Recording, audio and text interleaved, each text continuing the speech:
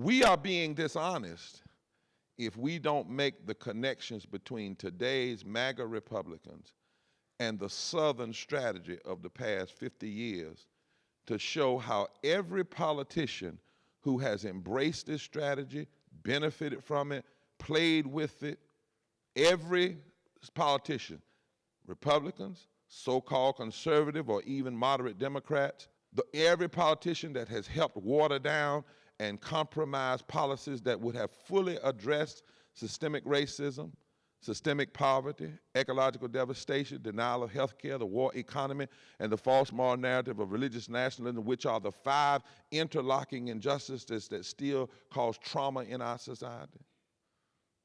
Every politician that worked to undercut the '64 Civil Rights Act. You know, when they marched in Washington in 1963, the agenda, what they were marching for was not just to sing "We Shall Overcome."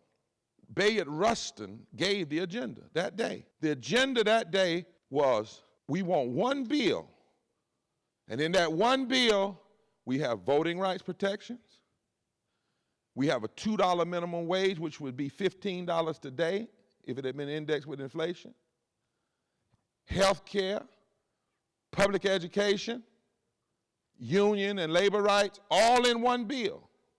But that was compromised out. That's why you had to have a '64 Civil Rights Act, then come back and do a '65 Voting Rights Act, then come back and do a 1968. And if we don't connect this history and understand that Trumpism is not some grand new thing, the tactics we are seeing today have their roots in the states' rights movement that began even before the Civil War with the fight for laws to maintain slavery. That's where the filibuster came from. It's where the Electoral College came from. What we're seeing today is the reincarnation of those things with the 21st century twist. And if we don't talk like this and educate the public and do what the root does, our analysis is too shallow for our actions to be powerful enough to address what's going on.